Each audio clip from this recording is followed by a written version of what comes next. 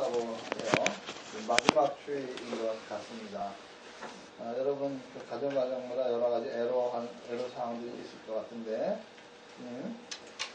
이 어려운 그 시간을 잘 살피고 다음 회는 또 다시 이런 어려움이 일어나지 않도록 잘 준비하시기 바랍니다. 그러니까 뭐가 문제인지 올겨울에 알 거 아닙니까? 문제가 된 거를. 그래서 다음에 또다시 반복해서 당하면 안 되잖아요. 준비 잘 하시기 바랍니다. 요즘에 신문을 보면은 수출이 호조라 그래요. 수출이. 올해 경기가 좋아지고 개인 소득이 3만 불이 넘을 것이라는 정부 발표도 있었습니다. 여러분 다 아시죠? 저만 아는 게 아니에요. 다 아는 얘기를 제가 합니다. 그런데 우리나라 사회는, 지금 우리 사회는 청년 실업이 9%를 넘었다 그래요. 포항인데 실업자가 이렇게 많아요. 근데 실제로 체감하는 거는 23%예요. 그러니까 10명 중에 2명은 실업자라는 뜻이죠. 2명 이상이. 모순 아니에요? 포항이면 실업자가 없어야 되는데 실업자가 더 많이 생기는 거예요. 이상한 거예요. 우리가 살고 있는 이 사회가 평등하지 않다는 뜻입니다. 이게 평등하지 않다. 고루고루 부가 나눠지지 않는다는 현상인 것입니다. 한쪽으로 쏠렸다는 거예요. 가난한 사람은 더 가난해지고 부유한 사람은 더 부유해진다. 이런 쏠림 현상이 아주 극명하게 나타난다는 것입니다. 근데 이런 일들은 비단 지금 이 시대에만 있었던 일이 아닙니다. 예전에도 이런 일들이 많이 있어요. 많이 있었습니다. 그래서 혁명이 일어나고 막 그랬던 것입니다. 여러분 생각해보세요. 똑같은 크기의 주택도 강남하고 이 여기 고천하고 차이가 몇 배 나는지 아세요? 4배, 5배 차이가 나요. 똑같은 집인데도. 이렇게 쏠리는 현상이 크다는 거예요. 이게 바로 지금 우리나라 사회라는 것이라는 게 증명되고 있다는 거예요. 이런 말을 들을 때 마음이 불편하죠. 그죠? 어떤 사람은 미래가 없다고 근심하죠. 그리고 이 근심이 쌓이면 어떤 현상이 일어나냐면 하나님의 말씀은 안 들려요. 세상에 그런데 하나님의 말씀이 뭐 그렇게 중요해? 비관적인 사람이 되는 거예요. 이렇게 되는 것입니다. 이러한 세상을 살아가는 우리 신앙교회 성도들은 그러면 어떤 마음가짐을 살아야 할까? 세상 사람들과 똑같이 하나님의 말씀을 귀담아 듣지 아니하고 비관적으로 절망 속에서 살아야 할까? 여러분 어느 게 좋겠어요? 절망 속에서 사는 게 좋겠어요? 아니면 희망 속에서 사는 게 좋겠어요? 희망 속에서 살아야죠. 희망 속에서 살면 하나님의 말씀에 귀를 기울여야 돼요. 그런 일이 나쁜 일이 있을수록 하나님께 귀를 기울이고, 그렇죠? 비관적인 생각이 들 때마다 하나님은 이럴 때 뭘 말씀하실까? 라고 귀를 열어야 하는 것입니다. 아브라함 메슬로우라는 그 상담자가 있어요. 유명한 사람인데, 그 사람은 이런 말이에요. 인간에게 욕구가 충족되지 않을 때 생기는 병이 있대요. 그걸 결핍증이라 그래요. 결핍병이다. 이렇게 그 사람은 얘기하고 있어요. 결핍병. 이 결핍병이라는 것이 이상한 병이라 한 번 걸리면은 이 결핍병이 자꾸만 전염되는 거예요. 자꾸만. 그 암이 전이 되잖아요. 여기다가 전이 되잖아요. 그런 식으로 자꾸만 내 안에서 전이 되고, 그게 또 다른 사람에게 감염도 된다는 거예요. 여러분 감염하고 전염하고 차이가 있는 거예요. 감염은 인간이 인간에게 병균을 옮기는 게 감염이에요. 전염은 인간 이외의 것으로부터 뭐 공기 뭐 등등 이런 데서부터 오는 그 병이 감염입니다. 이렇게 감염이 된다는 거예요. 결핍병이 낫게 되면 그게 낫는 것으로 끝나는 게 아니고 또 다른 결핍병이 생긴다는 거예요. 그 뜻이 무슨 뜻인지 아시죠? 무언가 하나 부족한 것을 채웠어. 그럼 그것을 만족하는 게 아니야. 또 다른 부족함이 있는 거야. 더 채우고 싶은 게. 그거 채웠어. 이게 또 다른 것에 욕심이 생기는 거예요. 그래서 그 병이 계속 반복적으로 우리 안에서 우리를 괴롭힌다는 것입니다. 그래서 그 병에 걸린 사람, 결핍병에 걸린 사람은 죽는 날까지 그 병을 치료하며 산다는 것입니다. 이런 사람에게는 희망이라는 게 없어요. 늘 비관과 절망이야. 난 없어. 이런 말만 하는 거예요. 감사가 없는 거예요. 가진 것이란 거 없으니 절망뿐이죠. 그래서 나는 어떤 사람은 그래요. 청년들이 요즘에 많이 나타나는 게 난 결혼할 수가 없어. 내가 월급이 5억인데 내가 어떻게 결혼을 해. 결혼을 포기하는 거야. 결포세대. N포세대라고 그러잖아요. N포세대.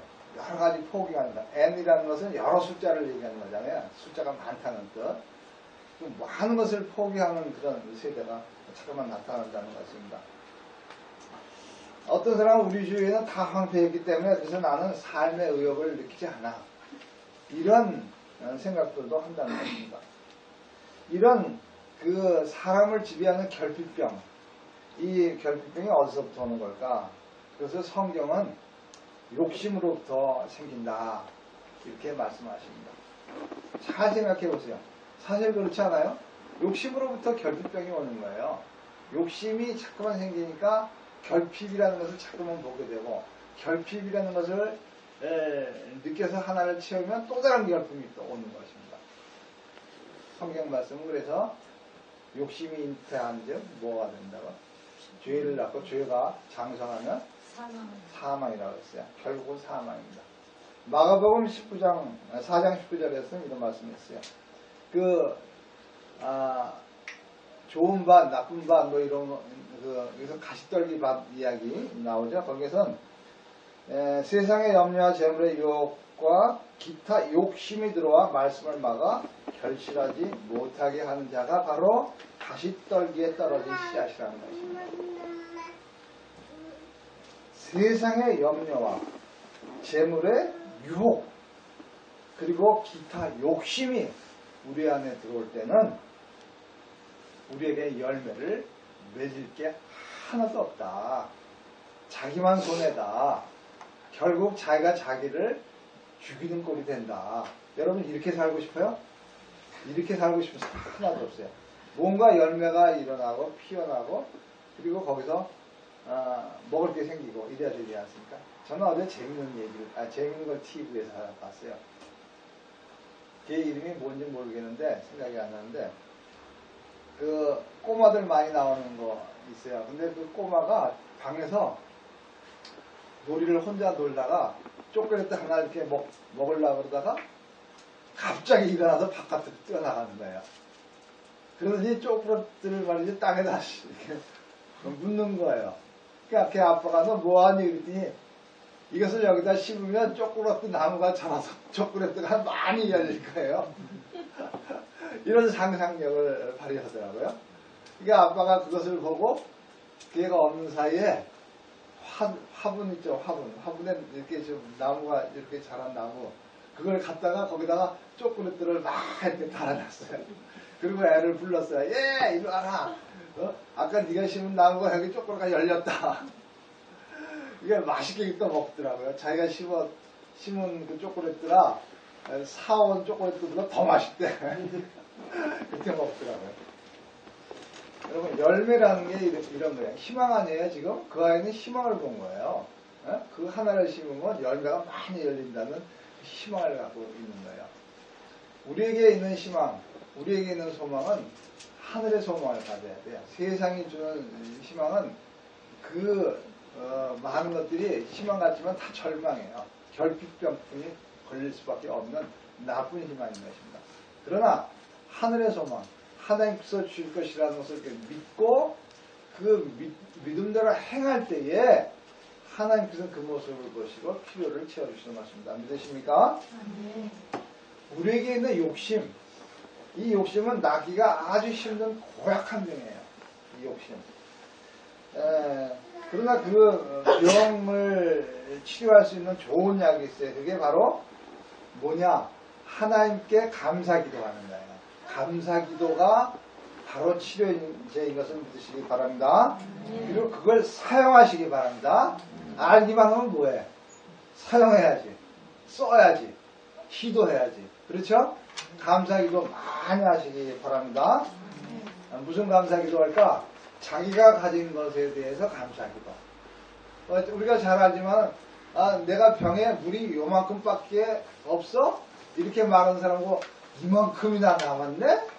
하고 말하는 사람하고 큰 차이가 있다는 건 우리 여러 번 들었지 않습니까? 바로 감사기도가 그런 거예요. 나에게 있는 것을 감사하는 자. 이런 자가 이 결핍병을 완치를 시킬 수 있는 성도인 것을 믿으시기 바랍니다. 이 좋은 치료약, 감사기도가 있는 사람들은 마음의 병, 육신의 병 다 낫게 됩니다. 그리고 건강한 마음으로 이 세상에서 살게 되고 하나님의 은혜를 우리가 만끽하며 살 수 있게 되는 것입니다. 성도 여러분, 기도는 감사기도뿐만 아니고 기도는 하나님께 하는 기도는 하나님의 은혜를 받을 수 있는 통로예요. 아멘? 그리고 기도는 하나님께 나아갈 수 있는 수단인 것입니다. 아멘? 네, 기도 많이 하시기 바랍니다. 이제 올해는 기도 나눔 저기 써붙인 거 우리가 다 읽고 그 나눔의 기도를 열심히 하시는 그런 성도 되길 바랍니다. 그러면 나도 낫고 그 기도의 제목을 낸 분도 낫고 그걸 가지고 뭐라 하죠? 개천치고 돈 좀 주고 아니 마당 쓸고 돈 좀 주고 개천치고 뭐 부고 잡고 뭔가 뭐 하여간 좋은 거예요. 기도 많이 하시기 바랍니다. 기도하면 평안과 만족과 기쁨과 부족함이 없게 돼요. 결핍병이 없게 되는 것입니다. 기도하는 사람은 특별히 교회의 덕을 세우게 되는 것입니다. 교회에게 덕을 끼치게 된다. 이 것입니다. 교회, 공동체에 덕을 끼치는 사람이 되는 것입니다. 어저께 신 목사님이 토요 기도회 때 나누었죠. 예, 덕을 끼치는 사람, 기도 많이 하는 그런 성도가 되기를 축원합니다. 오늘 우리는 욥을 통해서 바른 기도가 무엇인가 이것을 우리가 깨달으려고 합니다. 우리 10절 한 번 더 읽어봅시다. 시작. 그러나 내가 가는 길을 그가 아시나니 그가 나를 달리하신 후에는 내가 수금같이 되어 나온다. 아멘. 아까 우리 여기 찬송도 얘기가 했어요. 찬송도 찬송에는 정금같이 나오리라 이렇게 찬송을 했죠.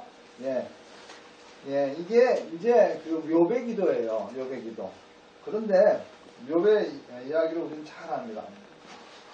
욥은 알 수 없는 고난을 받아 아주 고통스러웠어요. 친구들이 그를 만나러 왔다가 욥의 모습이 흉악한 꼴로 몰골이 된 걸 보고 욥을 알아보지 못할 정도로 너무너무 그 어려움을 당하는 그런 상태였었습니다. 그래서 그것을 본 친구들은 이런 말로도 위로하고 저런 말을 권고해서 또 어떨 때는 욥을 야단도 치고 이렇게 해서 욥이 회복되기를 원했었습니다. 그러나 욥은 무슨 말을 하냐면 나는 하나님 앞에 부정한 일을 한 적이 없다 이렇게 주장해요. 사실 그래요. 욥은 하나님께 기도하고 무슨 일을 할 때마다 하나님께 죄 지은 게 없나 두려워서 회개하는 일을 계속했었어요. 그리고 하나님께서 원하는 일들을 열심히 다 했어요. 그래서 욥은 이런 말을 할 수가 있었어요. 나는 하나님 앞에 부정한 일을 한 적이 없다. 그런데 우리가 이거 조심해야 할 게 하나 있어요. 정말 조심해야 할 거. 우리 그리스도인들이 정말 조심해야 할 것입니다.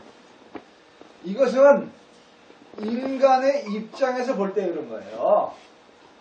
나는 하나님을 잘 섬기고 예배 잘 드리고 그리스도인으로 잘 살았다. 이런 말을 하는 것은 인간의 입장에서 그 말을 하는 거예요. 내 입장에서 그러는 거예요. 친구가 보는 입장에서 그러는 거예요. 그게 하나님께서 하신 말씀이 아니에요. 이걸 조심하시기 바랍니다. 여러분, 바로 우리 성도들이 주의할 게 바로 이거예요. 내가 하는 바른 일, 내가 하는 일, 좋은 일, 이거 바른 일이야, 좋은 일이야, 이것은 다 인간이 볼 때, 인간의 입장에서 판단하는 거예요. 여러분, 이해하시기 바랍니다. 가정생활, 직장생활, 사회생활, 인간과의 관계, 가족관계 다 신앙생활도 마찬가지예요. 우리가 나는 모든 일들을 잘 하고 있어. 다 인간의 입장에서 볼 때 그렇다는 것입니다. 우리의 눈으로 볼 때 그렇다는 것입니다. 그게 우리의 눈높이라는 것을 기억하시기 바랍니다. 그래서 욥은 11절에서 14절까지 말을 자기가 얘기를 할 때 하나님 앞에 부끄러워내는 것을 하지 않았다는 자부심을 갖고 있어요. 자, 원래 내 발이 그의 걸음을 따랐으며 내가 그의 길을 지켜 치우치지 아니하고 난 하나님의 말씀대로 살았다. 내가 그의 입술을 명령을 어기지 아니하였다. 나는 하나님의 말씀을 들은 대로 했다. 또 정한 음식보다 하나님의 말씀을 더 귀히 여겼다. 그의 뜻이 일정하신 누가 능히 돌이키랴 그의 마음에 하고자 하시는 것이면 나는 행했다. 그런즉 내가 작정한 것을 이루실 것이라. 그런즉 내가 작정한 것을 이룰 것이다. 이런 일이 그에게 많이 있느니라. 다 이거는 인간이 볼 때에 인간으로서 판단하는 것입니다. 사실 그럴지 모릅니다. 아니 그랬어요. 정말 욥은 사람을 볼 때 진짜 하나님의 자녀로서 하나님을 믿는 성도로서 좋은 삶을 살았습니다. 그러나 여러분 그건 인간의 기준이라는 것을 우리가 꼭 기억해야 합니다. 그래서 우리는 우리 자신이 하나님 앞에 겸손해야 한다는 것입니다. 그 겸손을 우리가 살펴봐야 돼요. 나는 신앙생활 잘하고 있어? 그건 내 생각이야. 하나님께서 나한테 그런 말씀 하신 적 없어. 내가 어려운 중에도 하나님의 말씀에 순종하고 살았으니 나를 순금으로 만드시겠지.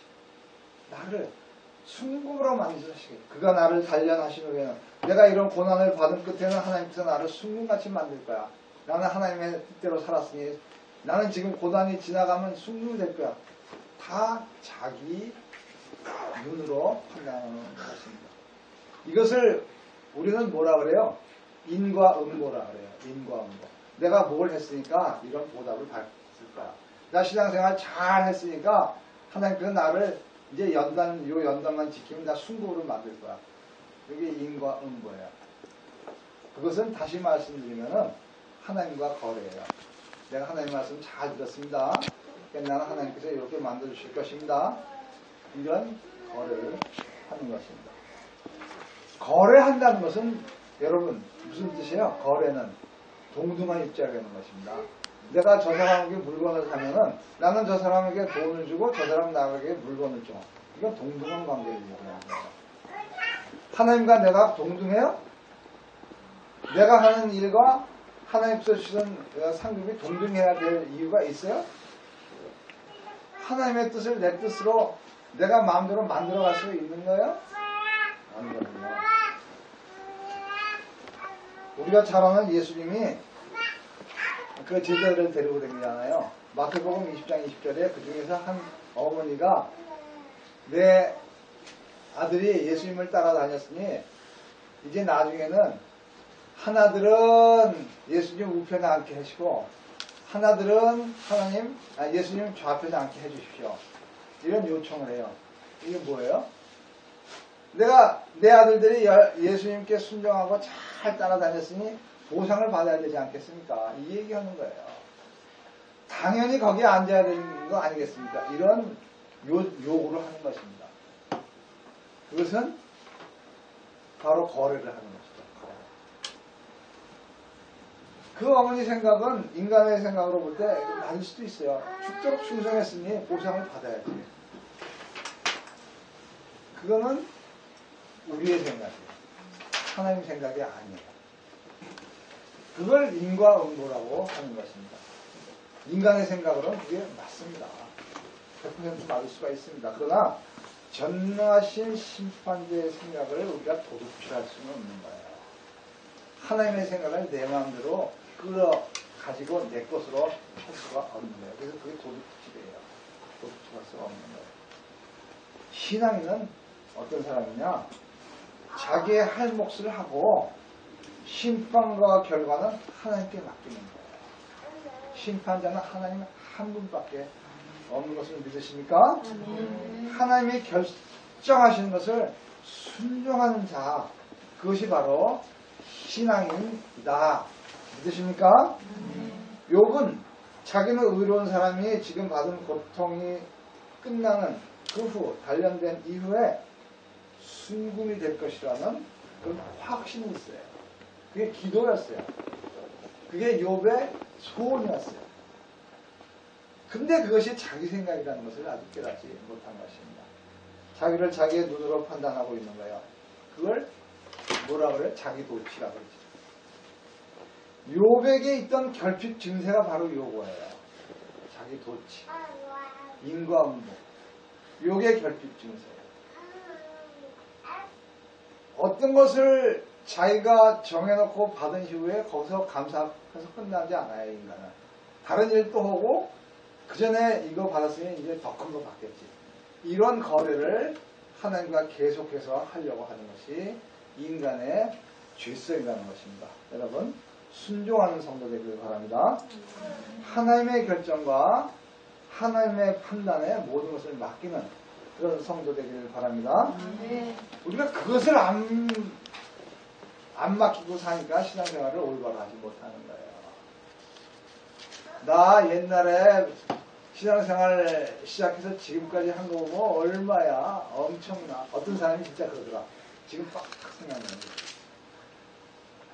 어떤 사람이 그 교회에서 아주 오랫동안 이제 제 선배예요. 제 선배. 아주 오래, 다 얘기하지 뭐야. 명성교회 선배예요. 선배인데 그분이 아주 영어를 잘해요. 그래서 영어 예배 통역을 하는 사람이에요. 그것을 15년 동안 했어요. 굉장히 오랫동안 했어요.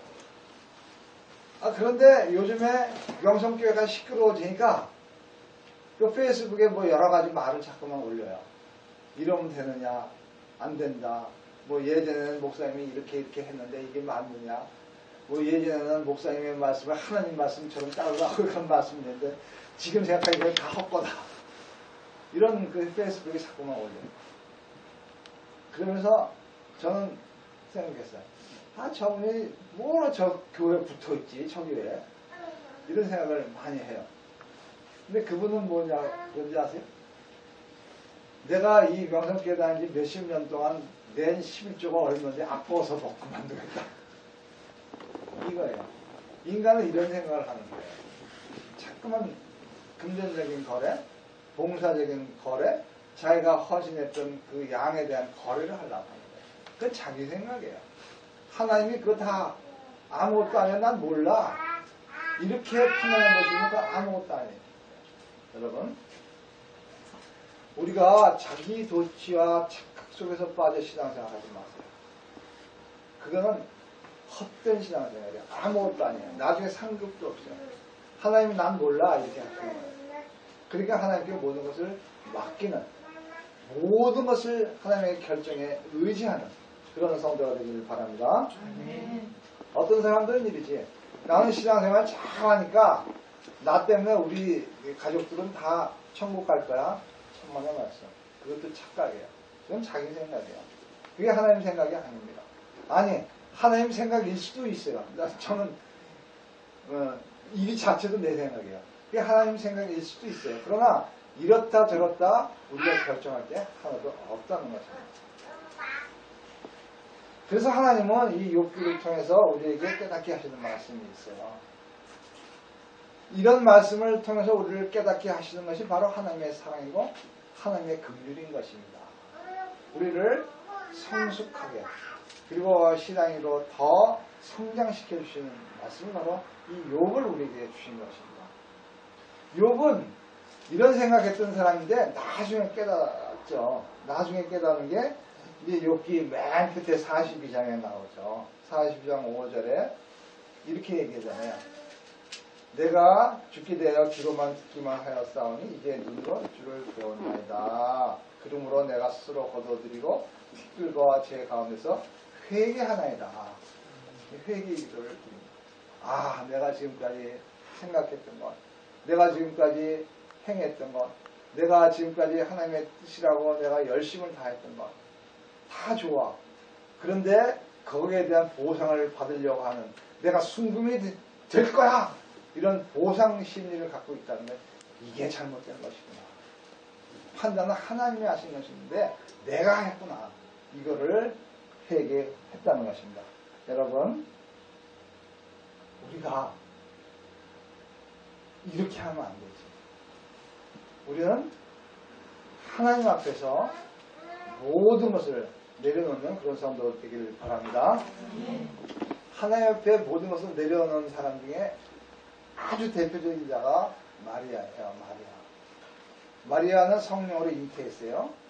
그 잉태했던 처녀가 잉태하면 어떻게 되는 거예요? 그 당시의 법률로는 돌에 맞아 죽는 거예요. 이제 끌려 나와서 돌에 맞아 죽는 거예요. 그런데도 불구하고 그 마리아는 나는 주님의 종이오니 하나님의 뜻대로가 없어서 반항하지 않았어요. 숨기지 않았어요. 하나님의 뜻이라면 내가 그 모든 일을 감당하겠습니다. 이렇게 했습니다. 이게 진정한 그리스도인이고 진정한 신앙이라는 것입니다. 이런 사람에게는 결핍 증세가 없어요. 그동안 자기가 의롭다고 생각했던 일들, 유업은 남을 돕고 과부를 도왔고 고아에게 나눠주고 그의 집에 온 사람을 그냥 보내준 적이 없던 그런 사람입니다. 그 모든 일을 하나님께서 증명한다는 자부심도 갖고 있어요. 하나님께서 다 보셔, 다 알아. 내가 한 것 주님께서 다 기록했을 거야. 이런 증명서까지 있다고 자부했던 사람입니다. 그 모든 것이 자기 입장에서 그런 것을 생각했다는 것을 나중에야 깨달았던 것이 이겁니다.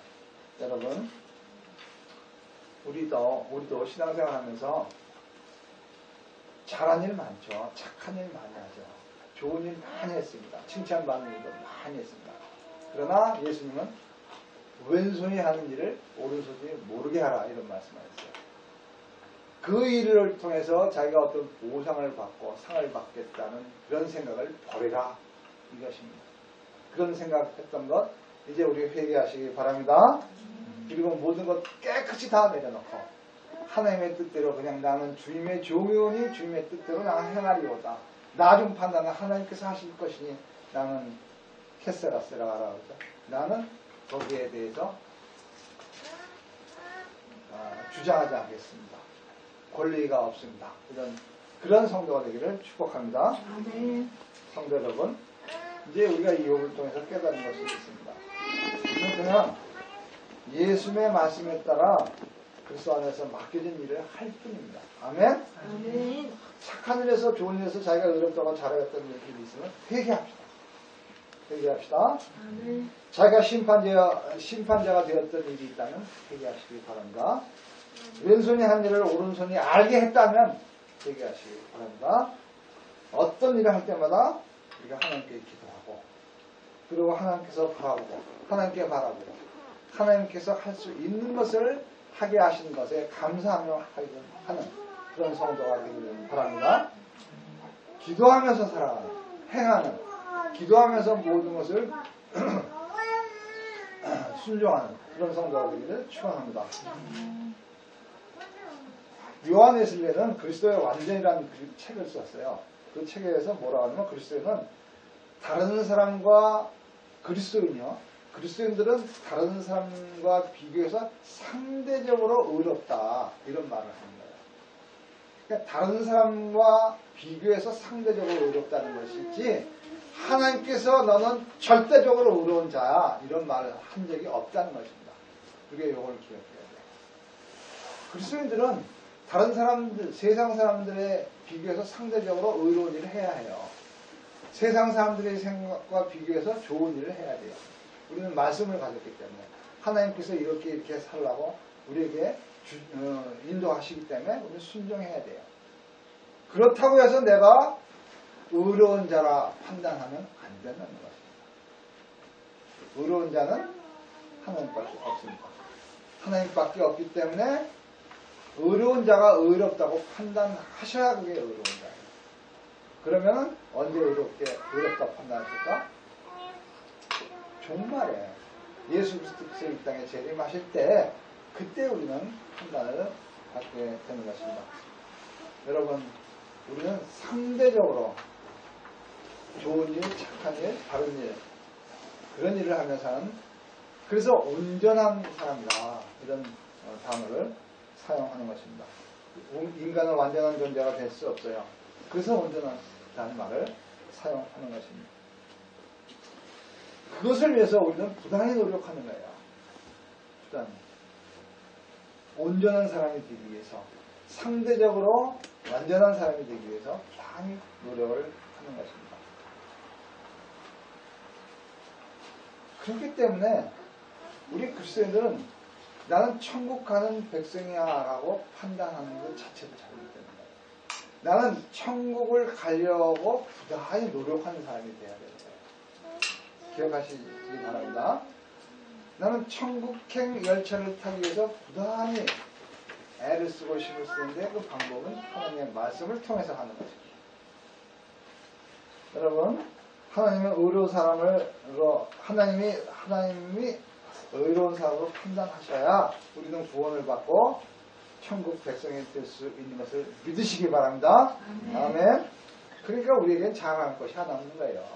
자랑할 것이라는 것은 나는 하나님의 말씀을 따라 사는 사람이야, 이것밖에 자랑할 것이 없다는 것입니다. 아멘. 우리도 욥과 같이 자기를 의롭다고 자기가 판단한 적이 있을 것입니다. 저도 마찬가지예요. 그러나 이제 오늘 이 말씀을 통해서 자기를 자신이 판단해서 의롭다고 여긴 것을 회개하시기 바랍니다. 욥과 같이 회개의 기도를 진정으로 하시기 바랍니다. 욥은 어떻게 회개를 했냐? 42장 끝에 회개를 하죠. 3절에 이렇게 회개를 합니다.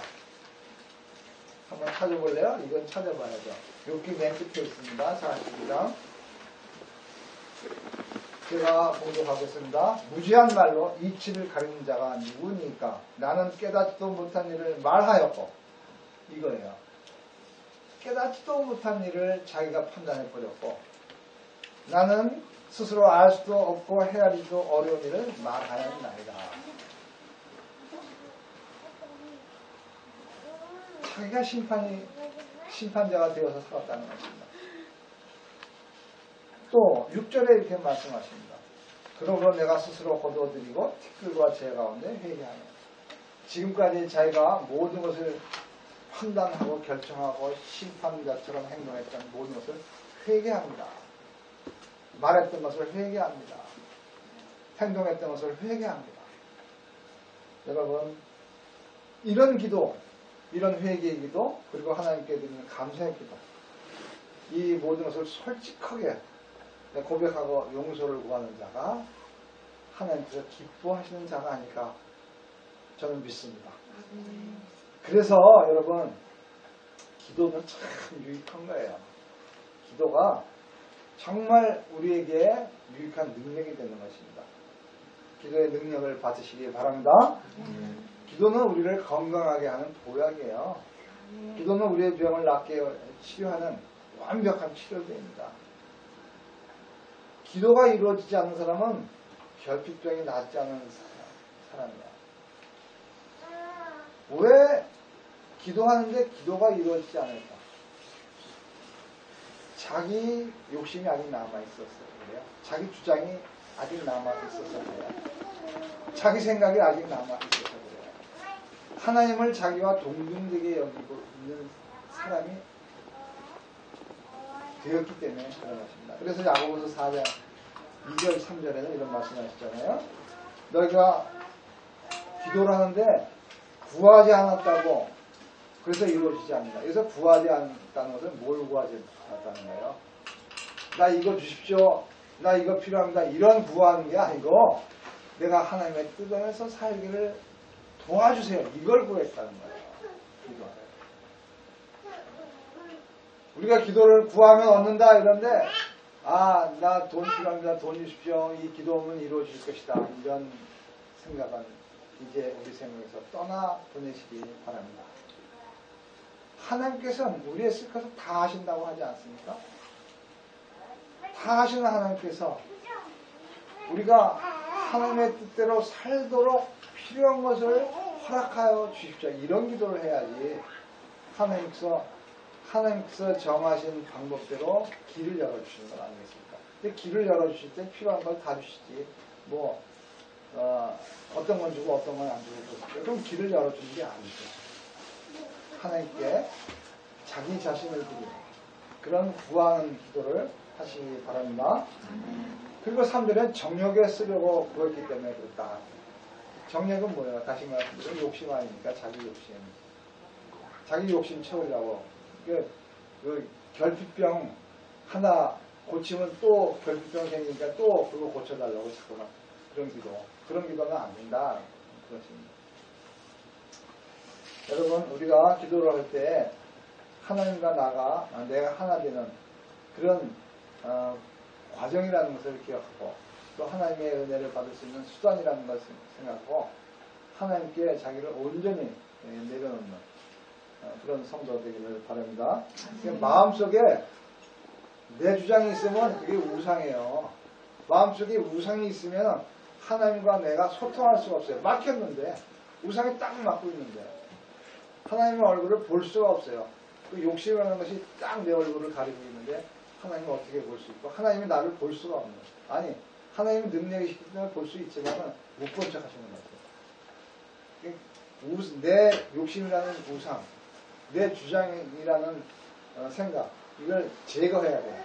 제거해야 하나님과 내가 자유롭게 소통을 할 수가 있게 되는 것입니다. 이런 우상과 내 생각이 있으면 그게 자기를 합리화시키거든요. 자기를 합리화시켜요. 이러니까 이럴 수밖에 없지 않습니까? 이렇게 하나님과 거래를 하게 되는 거예요. 내가 돈 줬으니까 물건 줘야죠. 이런 거래를 하는 거예요. 하나님께서 그 사람을 얼마나 불쌍히 여기시겠습니까? 여러분 자기를 내려놓고 하나님을 온전히 바라보는 그런 성도가 되기를 바랍니다. 하나님은 가장 좋은 것을 가장 적당한 시기에 가장 필요한 것으로 응답하시는 것을 믿으시기 바랍니다. 그렇다면 전능하신 하나님 앞에 나를 포기하고 나를 내려놓고 하나님 나라를 위해서 하나님 나라가 확장되기 위해서 나를 드리는 그런 기도하는 성도가 되기를 축원합니다. 그렇게 되면 나도 거기서 녹을 먹는 거예요. 녹을 먹는 거예요. 지금은 부가 막 쏠림 현장이 있어가지고 그 녹을 먹는 사람만 먹고 못 먹는 사람은 배고프죠. 하나님의 나라는 안 그래요. 공평한 저울과 하나님의 나라가 되면 모든 사람들이 다 은혜의 단비를 맞을 수가 있다는 것을 기억하시기 바랍니다. 우리가 잘 아는 기도의 아버지라는 그 조지 뮬러 아시죠? 조지 뮬러는 5만 번의 기도의 응답을 받았다고 하지 않습니까? 여러분도 가만히 자신을 한번 생각해 보세요. 5만 번은 안 될지 모르지만 수없이 많은 기도의 응답을 받았을 거예요. 아직까지 살아올 동안에. 굉장히 많은 응답. 예를 들면 태어났을 때 건강하게 자란 것만 해도 얼마나 큰 은혜예요. 엄청난 하나님의 은혜를 받은 것입니다. 여러분 그 응답받은 우리가 뭘 해야 되는 것인가? 조지 뮬러는 그 기도를 왜 했을까? 자기의 정력, 자기를 위해서 기도한 거 거의 없어요. 뭐 있을 수도 있지.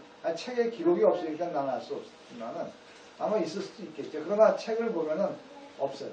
다 자기가 살피는 고아를 위해서, 자기가 살피는 이웃을 위해서 기도하고 응답받아서 그들에게 하나님께 주신 필요를 전해주었어요. 전달자로서, 중매자로서의 역할을 그는 잘한 것입니다. 그러니까 하나님께서 그들을 사용하시죠. 구약에 나온 선지자와 같은 그 역할들을 잘 한 것입니다. 여러분, 우리가 하나님께 감사하며 살기를 바랍니다. 하나님께 감사하는 자를 하나님께 사용하시는 것을 믿으시기 바랍니다. 지금 우리 사회는 여러 가지 문제로 우리의 욕구를 자극하고 있어요. 사회가 우리를 자꾸만 자극하고 있습니다. 이런 것 얻고자 하고 저런 것 얻고자 하고 얻으면 또 다른 것을 채우고자 하는 것이 우리에게 향한 세상의 소리입니다. 결핍 증상을 자그마한 일으키는 것입니다. 이러한 현상은 사람의 힘으로는 해결할 수 없어요. 그것은 욕심에서 나오는 고질병이기 때문입니다. 사람은 이 욕심을 해결할 수가 없습니다. 믿으십니까? 사람은 자기 자신도 자기 욕심을 해결할 수가 없어요. 그 욕심을 해결해야 돼. 그래야 자기가 편안해져. 기쁨 속에 살게 돼. 그 욕심을 해결할 수 있는 것은 딱 하나야. 하나님의 은혜를 받아야 돼. 하나님께 감사하는 기도하는 사람에게는 그 은혜를 받을 수가 있는 것입니다. 그게 치료제가 되는 것입니다. 여러분, 치료제는 기도를 통해서 우리에게 공급하시는 하나님의 은혜인 것을 믿으시기 바랍니다. 그래서 기도는 은혜의 통로이고 은혜 받을 수 있는 수단인 것을 꼭 기억하시기 바랍니다. 기도를 바르게 하면 하나님 앞에 설 수 있어요. 기도는 하나님 앞에서 관계가 회복되는 거예요. 기도는 세상에서 승리할 수 있는 거예요. 세상에서 승리하는 성도 되기를 바랍니다. 그리고 그에게 하나님의 약속은 이루어지는 것을 믿으시기 바랍니다. 우리도 욥과 같이 어려움이 닥칠 때가 있을 것입니다. 그럴 때 우리는 자기를 의롭다 여기지 말고 하나님 앞에 잠잠히 기도하는 그 모든 것에 감사하는 주님의 복된 성도 되기를 축원합니다. 기도하겠습니다. 하나님 아버지 감사합니다. 주님께서 우리에게 욥을 통해서 우리에게 잘못된 신앙을 깨닫게 하였습니다. 주님, 우리가 심판자이고 판단자처럼 살았던 우리를 용서해 주시고 주님 회개합니다. 주님 회개할 때에 주님 우리를 치하여 주시옵소서. 아버지 하나님, 그래서 우리가 늘 삶을 통해서 하나님께 감사하는 기도가 넘치게 하여 주시고 주님께서 하라고 하시는 모든 일들을 주님 하나님의 자녀로서 순수하며 사는 우리에게 하여 주시옵소서. 주님께서 함께하여 주실 것을 믿사하며 도우실 것을 믿사하며 인도하실 것을 믿사하며 예수 그리스도의 이름으로 기도하였습니다. 아멘.